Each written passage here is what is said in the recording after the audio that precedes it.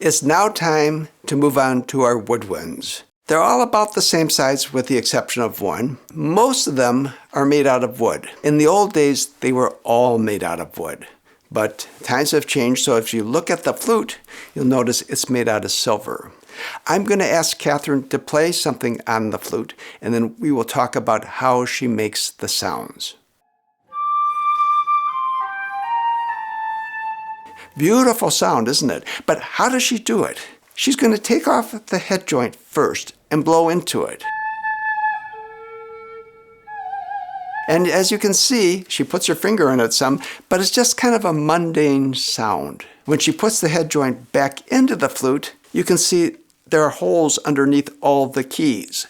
As she puts her fingers down on the keys, she changes the amount of air that flows through the tube. And when she lifts her finger, it changes. When she puts her fingers down, it changes. So we get all the different notes. Let's move from the flute to the oboe.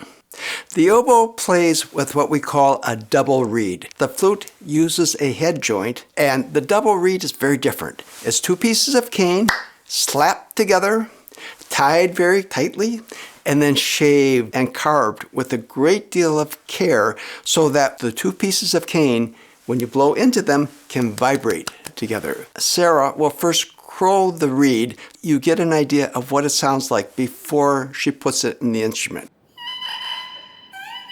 Sounds sort of like a duck when she puts the reed into the oboe. Completely different and very beautiful sound.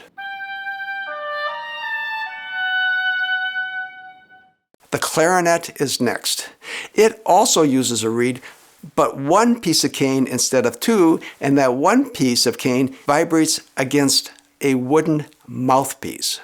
And so when Paul plays into it, first he's going to crow it. Again, not a terribly interesting sound and not terribly easily controlled, but when he puts the mouthpiece into the clarinet, listen to the sound. So we now move on to the last of our woodwinds, and this is the bassoon.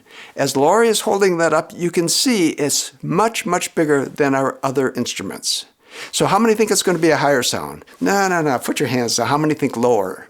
Now, before Lori plays, we have to talk about how she creates the sound. The bassoon also uses a double reed, which is a little different in shape and size than the oboe, and the sound is a little different as well. Lori? But when she puts the reed onto the bassoon, listen to the sound.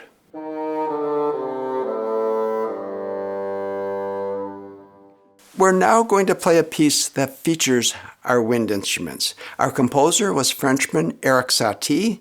He wrote beautiful kind of ethereal music. He was very influential on other composers as well. This particular piece called Gymnopedies, you can hear some very beautiful melodies and such, and it really highlights the different sounds of our different wind instruments.